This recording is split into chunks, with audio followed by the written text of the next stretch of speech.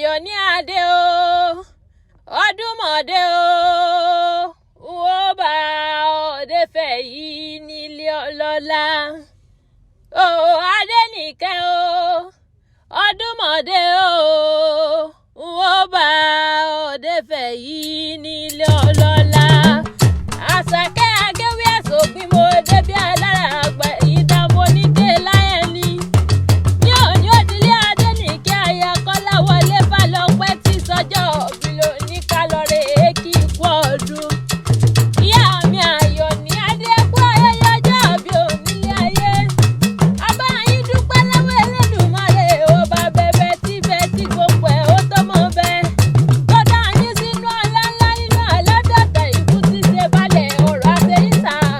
Ọdún ayọ̀ lẹ̀ sí ìmọ̀ sẹ́nu ọpẹ́ yóò ní kan lọ́lọ́ọ̀bá dání wáyé. Ọmọ ọlọ́jọ́ òbí òdílé àwọn bàbá rẹ̀ ìyá gbogbo ràwọ̀. Ìyá Olúwaṣèyí ṣe mọ́ ní ìṣọ́lọ́nà bẹ̀hùn ní ìyá Gbénga. Ìyá àfẹ́ Olúwa wà ní rí ń gbẹ̀sọ̀nù bí ìṣèbí ọmọ Ayoniade. Ìyá àbẹ̀ ìyá àyẹnu kó páláyé òní mọ̀ sáré ọmọ ọlọ́lọ́ọ̀bá dání wáyé. Èdè ọ̀hún wá dílé àwọn bàbá rẹ̀. Ilé àwọn onífẹ̀ẹ́ àbúrò ọmọ kábọ̀ owó rẹ̀ mọ́. Ọmọ ilé arówó jẹdé láti bà ní bàbá rẹ̀ tó bí ọlọ́mọ. Ọmọ ọba Adénẹ́kàn mọ́ gbọ́rọ̀ ẹnu mi bí bá ń yapa. Ọmọ ọlọ́jọ́ òbí mọ́ gbọ́rọ̀ ẹnu mi. Ayọ̀ ní ilé ọmọ akẹ́ láti bà ọmọ aríbírè mọ́mọ́ tọrọ aṣọ.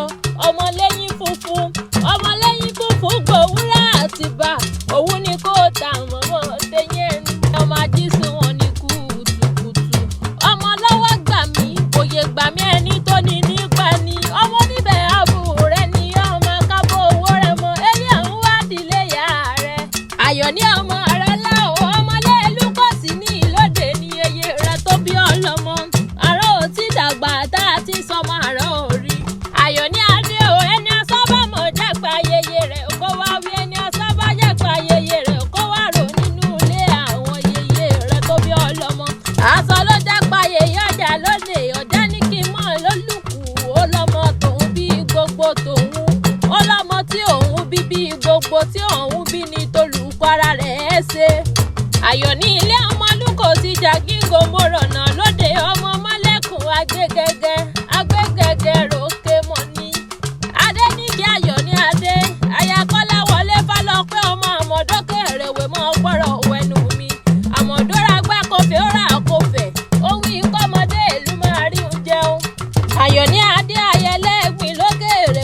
Ayoniade o ilé ọmọ onífẹ̀ẹ́ àbúrò ọmọ akábọ̀ owó rẹ̀ mọ́. Ìwọ mọ̀ pé èèyàn ní dúró kó kí wọ́n nífẹ̀ẹ́ òní àgbọ́dọ̀ wá bẹ̀rẹ̀ ká kí wọ́n nífẹ̀ẹ́ òní ìgbàgbọ́.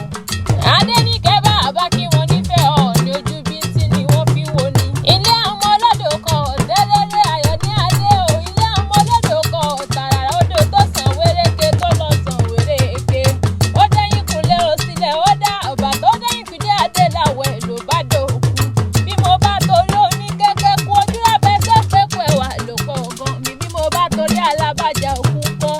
Ayoniade ó pẹ́pẹ́ ẹ̀wà ló pọ̀ gan mi ò wá nítorí alábàjá kú gàǹbàrẹ́ onílàyà àgbà. Ojú abẹ́sà nìyẹn ọmọ ojú tó lé gẹ́gẹ́ wó pé yín ìwé ọ̀ní ẹ̀rù jẹjẹ.